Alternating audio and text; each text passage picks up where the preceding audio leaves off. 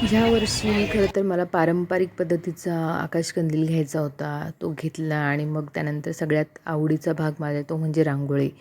आणि मग वेगवेगळ्या कलरचे जे रंग आहेत रांगोळीतले ते आधी खरेदी केले मी.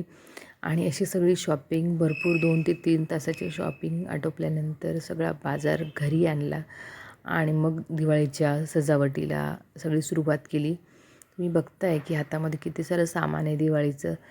आणि दिवाळीची शॉपिंग म्हणजे कितीही केली किंवा शेवटपर्यंत गेली तरी ती संपतच नाही. त्यामुळे लगेच दुसऱ्या दिवशी सगळ्या डेकोरेशनला आपल्या दिवाळीच्या घर सजावटीला सुरुवात केली. तर त्यासाठी ही अशी आंब्याची पानं आणून ती 3-3च्या सेटमध्ये लावून त्यामध्ये एक फुलं अशी अरेंज केली की जेणेकरून ते खूप छान दिसत होतं. तर आता ही सगळी जी फुलं आता बनवणार आहे आंब्याच्या पानांच्यामध्ये जी फुलं मी टाकून बनवणार आहे तर ते सगळे आता भिंतीवर छानपैकी डेकोरेट करणार आहे. आणि या सगळ्यामध्ये माहिकासुद्धा मला मदत करते. हे करत असताना सोबतच मस्त चिवताईचा चिवचिवाटही ऐकायला येत होता. त्यामुळे ते आणखी छान असा मूड फ्रेश होत होता. सगळ्यात आवडीचं काम माझं ते म्हणजे घर डेकोरेशन करायचं. असं छान सजवायला मला खूप आवडतं वेगवेगळ्या पद्धतीने. मागच्या वेळेस आपण ज्या माळा असतात त्याला पणतीचा आकार देऊन सजावट केली होती. तर यावेळेस आंब्याच्या पानांमध्ये असं फूल जे आहे ते ठेवून ते 2 वे टेप जो आहे तर त्याला चिटकवून आपल्याला आता भिंतीला चिटकवायचं. तर हे असं काही दिसतं. वेगवेगळ्या कलरची शेवंतीची फुलं, झेंडूची फुलं ही या पानांमध्ये लावून मी ते आता भिंतीवर चिटकवली आहेत. आणि आता मोकळ्या जागेमध्ये जी झेंडूच्या फुलांच्या प्लास्टिकचे जी फुलांच्या माळा आहेत तर ते आता आपल्याला लावायच्या आहेत. तर त्या अशा पद्धतीने मी येलो म्हणजे पिवळा आणि ऑरेंज कलरची ज्या माळा आहेत त्या मोकळ्या जागेत सोडून घेतल्या.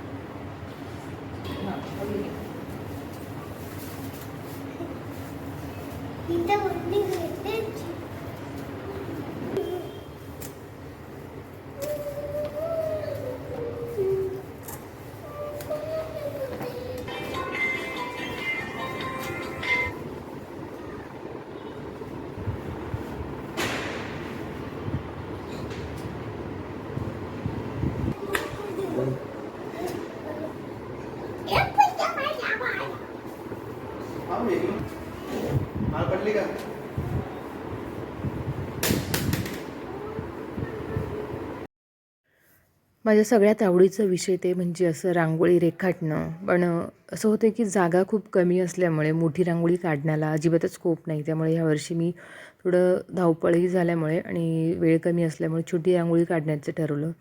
दिवाळीचं तर अशी छानशी पणतीची आणि एक आकाशकंदीलची रांगोळी काढली जेणेकरून ती पटापट होईल तयार आणि वेळही कमी लागेल आणि पुढच्या तयारीला आपल्याला वेळ देता येईल. तर याच्यामध्ये माहिकाने सुद्धा मला थोडी थोडी मदत केली आहे.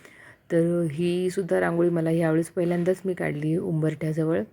तर ही सुद्धा मला काढायची बऱ्याच दिवसापासून इच्छा होती. तर ती दिवाळीला आता पूर्ण झाली. ही रांगोळी काढल्यानंतर आता बऱ्यापैकी डेकोरेशनचं काम झालं आहे. बाहेर अशा छानशा माळा लावलेल्या. आकाशकंदीलही मयूरने तोपर्यंत लावला होता. आणि आता डायरेक्ट आता लक्ष्मीपूजनाच्या पूजा मांडण्याचा तयारीला सुरुवात करतो आहे. तर साधारणतः असं काहीसं आता दिवाळीचा लूक या वर्षीचा तयार झाला आहे. तर आता लक्ष्मीपूजन म्हटल्यावर लक्ष्मी आपली ती कोण असते तर आपल्या घरातली आपली जर कोणी मुलगी असेल तर ती लक्ष्मीच्या रूपाने आपल्या घरात येत असते. तर यंदा तिच्याच पावलांची ठसे घेऊन आम्ही लक्ष्मीपूजनाला सुरुवात केली. तिच्या रूपाने घरात लक्ष्मी आल्याने आम्ही हे पावलांचे ठसे तिचे आपल्या घरात घेतले आणि तिच्याच हस्ते पूजेला सुरुवात केली. तर अशा प्रकारे लक्ष्मीपूजनाची आणि सोबतच शिवाजी महाराजांचंही आपलं आराध्य दैवत आहे तर त्यांचीही पूजा केली. त्यांच्याशिवाय सगळे कार्य अपूर्ण आहे. कारण ते होते म्हणून आपल्या घरात आज देव शाबूत आहेत. तर असं काहीसं लक्ष्मीपूजनाची पूजा मांडली आणि फराळ वगैरे नैवेद्य वगैरे देवीला दाखवला. त्यानंतर दोघांनीही आरती केली आणि त्यानंतर मग फटाके फोडून अशा पद्धतीने या वर्षीची दिवाळी साजरी केली. तर तुम्हालाही दिवाळीच्या खूप खूप खूप साऱ्या शुभेच्छा.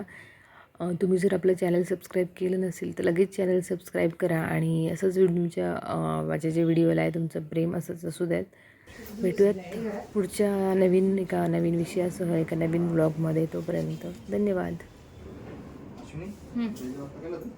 हो.